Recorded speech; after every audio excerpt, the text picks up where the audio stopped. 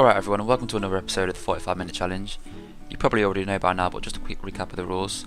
You need to keep possession for as long as you can in one half, which is 45 minutes. And if I touch the ball at any time at all, time stops and the challenge ends.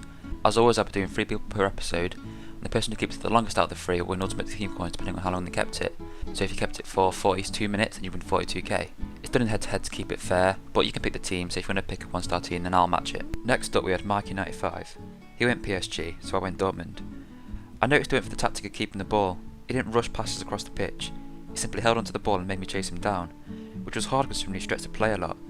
He didn't keep it around the back four either. He moved play up a bit and generally played quite balanced, so that made it harder for me to close him down quickly. He was also a confident player and didn't seem to have any trouble keeping it away from me, so I could see him beating the best time so far, which he does, and goes beyond 10 minutes as well, before I then finally managed to read what he's going to do and tackle him.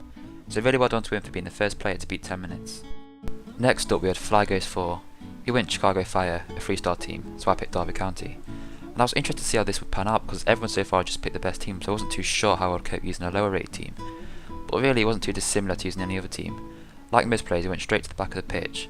And I'm not sure whether he was playing it too casually or he didn't see my player, but he just passes it straight to him, which means it ends up just over 2 minutes. So that was really unlucky on his behalf. Last up we had Funa FK, I think that's how you say it anyway. He was another player who chose Barcelona, so it was definitely going to be a challenge for me. Remember, he needed to beat 10 minutes 34 to win this episode's prize, so we had it all to do. He was similar to the first opponent, Mikey95, in that he was good on the ball, didn't rush passes around the pitch, and stretched the play a lot, which made it hard for me to close him down in numbers.